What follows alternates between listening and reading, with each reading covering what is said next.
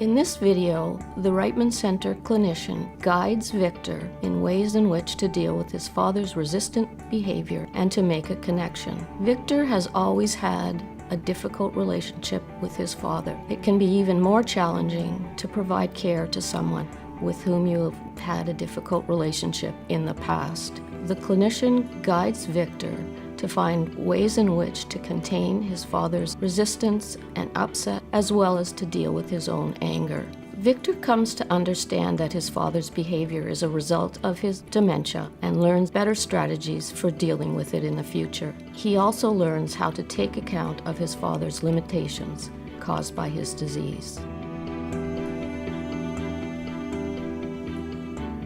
So, Victor, you were talking about how difficult it's been to help your dad because he really just refuses your help. Is that right?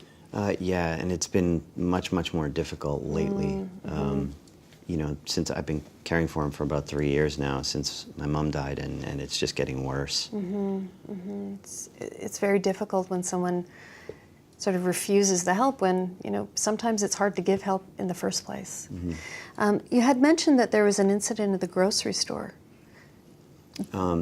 Yeah, it was really difficult, actually. Why don't you tell Debbie about it, and then maybe we can reenact it? Sure. Okay. I mean, it's always been impossible, but like, he's getting so much worse. Like the other day, we went to the grocery store because, like usual, I take him to go do his groceries, and we do, you know, we try to do some banking and things like that he can't do on his own. And we go to the grocery store, and we're going up and down the aisles, and first of all, he's taking things out of the cart that I put in the cart that I think are healthy and good for him, and he's putting them back on the shelves and replacing them with like cookies and things like that. And I'm trying, you know, to do what's best for him, but he just keeps getting in the way and putting things, insisting that he can do it himself, and he can't. And so we get up to the cashier, and he's just like impossible. He's constantly talking about how the lineup's too long and we shouldn't be in that lineup. We should go to the other lineup. And those are the things that he actually said to you, like we shouldn't be in this lineup. We need to go to the other one. Not like that. Much meaner though. Oh, okay. He's much more impatient. Oh, okay. Yeah. Okay, so a little bit more of a like a mean tone, I guess. Well, yeah. He basically he yells at me, and he starts putting stuff back in the cart off the belt when I've already put it on there, and he's like grabs this box of cookies and he shakes it above his head and he goes, "Duh, you're useless, get out of my way." Okay. And I'm just standing there going beet red in the face because I don't even want to look at him because it's just going to make me more mad, and I don't know how to get through it. So were you looking at each other? Were you making eye contact at all? A little bit, but sometimes if I look at him, I just get more frustrated because I just see all that aggravation, and it makes me more mad. Okay. And it got pretty loud, it sounded like. Yeah, it did. Okay. Yeah. Okay. Shall we? Yeah, do you have enough information to I think so. start? Is there anything you think might fill that out a bit more? Well, you know, I think it would be most helpful if you actually both stood up. Okay, yep. Because you were at the checkout, you said, right? So why don't you both stand up, and then you can try and show us what happened, just the way it happened that time. Okay. And you said something about cookies. He grabbed some cookies. Yeah, he grabbed a box of cookies and he waved it above his head, sort of right in my face. Oh, okay. And he said, "Get out of my way! You're useless." Okay. So maybe we can just use this maybe as like pretend it's the cookies, maybe. Sure. Okay. So let's I guess just stand like we're at the checkout there. It was about like this. Yeah. And, the cashier was here. Okay. Okay. And I was in front of him because I was gonna pay and things, and Right. he just kept moving stuff. So. Okay. Okay. So, Victor, just a couple of things. As you go along, I might time out from time to time so that I might be able to give you some coaching. I see something where it might be helpful. You can also do a timeout at any time if you feel like you're not sure what to do or it's feeling too much. Okay. Okay? You guys ready? Yep. Yeah. Okay. Okay. Go ahead. Okay, so we're going to go into that other line because Dad, this one is too long. Dad, I think we should just stay here because Now that we're line already is in shorter. this line. No, we're going to the The other lineup line. is, but by the time we move all our stuff over to that lineup, You need to stop. Okay, You're look, useless. you need to calm... You need to... Dad, just stop. You're useless. Okay, let's stop there. Time out. Okay. So Victor, how are you feeling about that? Yeah, really frustrated. Yeah. Really short-tempered and... Yeah. Do you feel like it did then? Yeah, it's Yeah. pretty close. Yeah, it was pretty intense, huh? Mm-hmm. Okay. Well, let's hear from Debbie what it was like for her. Well, when I said I wanted to go to the other line, and you insisted that we stay here, I felt bossed around and unheard. And then when you grabbed the box of cookies from me, I actually felt a little afraid. Yeah, and ashamed that I had done something wrong. Yeah. So what's it like to hear that?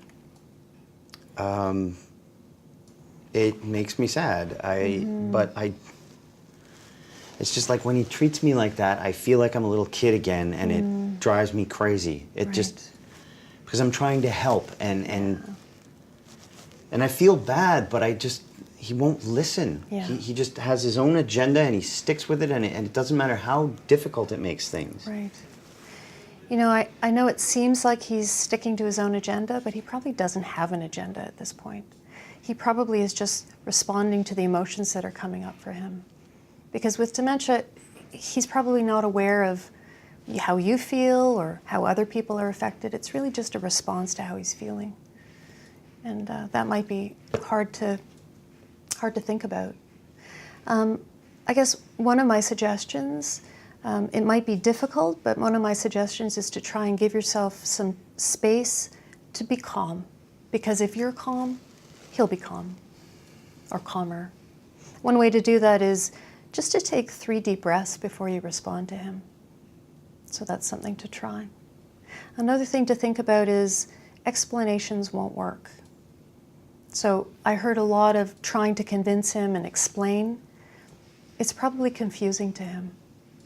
So what I'm going to suggest is trying to stay calm and really just trying to reflect that you've heard what he's saying and how he's feeling, focusing more on the feelings instead of the actions. Okay. Do you think you can try that? Yeah. Okay. Okay? Sure. All right. Whenever you're ready. Okay, so we'll just start in the same spot that we did Okay. before. I'm gonna try and breathe. Okay. Okay. Oh, this line is too long. We need to go into the shorter line. Dad, going to the shorter line is not going to work because remember last week we thought it No, was a this good idea to go line to the is other. too long. I'm actually going to time out right there. I saw that you were trying to take the 3 breaths, but it seems very difficult to not give an explanation. Is that what's going on? I guess. Okay. I feel like I need to try and reason with him. Yeah, that's a very natural I response. just want him to listen to me, really. Yeah. You know? He can't. He can't really listen to you and respond to you. You're not going to be able to win an argument here. One thing that can be helpful, though, is to acknowledge how he's feeling. So focusing on the feeling rather than what's going on. It might be even possible to say something like, "It is frustrating to stand in line," right? Okay. Because that's how he's feeling. All right? Right. So trying to have less explanation. And also you could try to redirect him. So maybe he can help you put the groceries on the conveyor belt. Okay? How was that for you, Debbie? Well, at the beginning, I definitely felt calmer than I did last time. I think your tone was a little less frustrating, maybe. So I felt more calm. But yeah, as soon as you started kind of talking over me a little bit and doing all the explanation, I just felt unheard, like I wasn't being listened to. Okay. Yeah. So I'll try to explain less what I'm doing. I'll keep it simple. You know, Victor, I think it would be helpful for you to try again. Okay, it's a lot to keep in mind, but I think it's worth a try.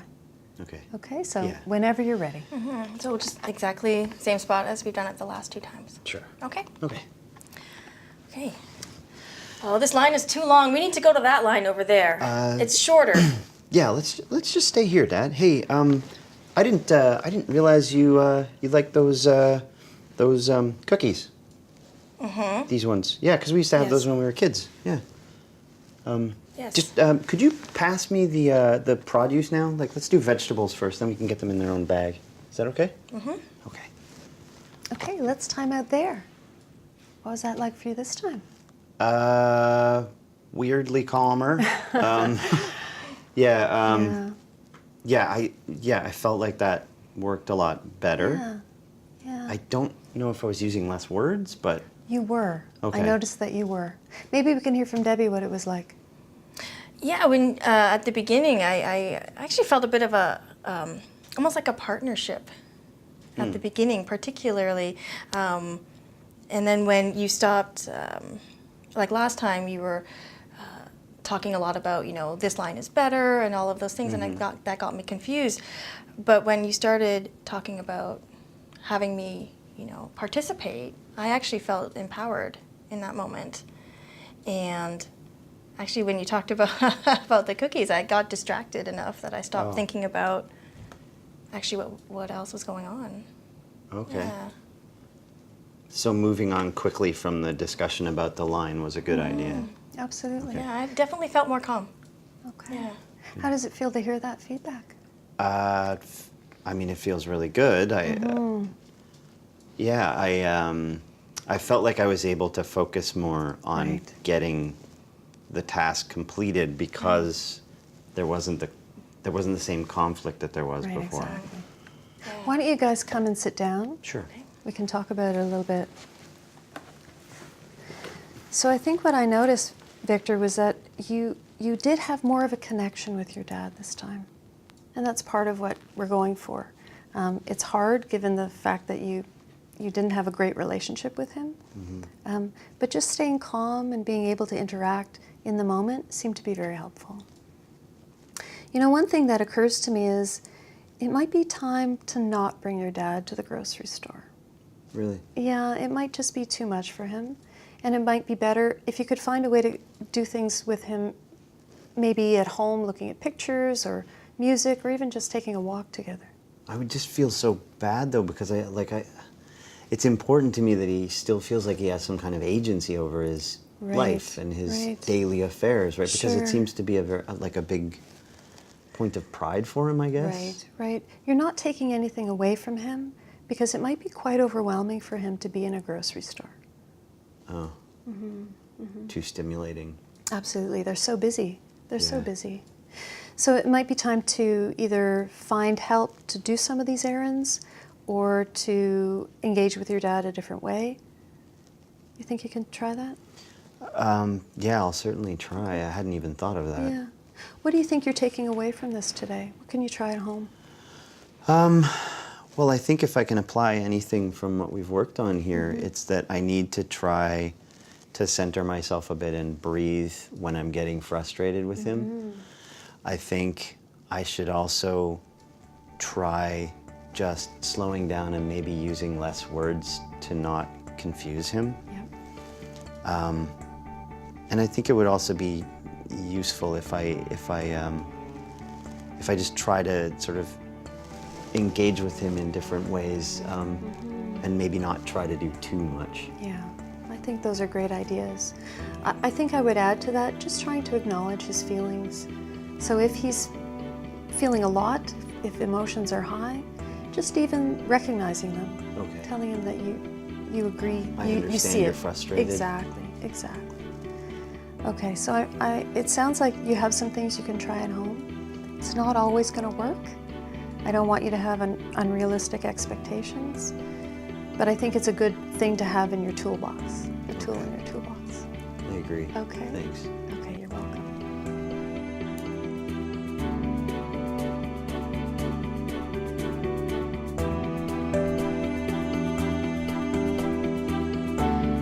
Thank you from all the staff at the Reitman Center.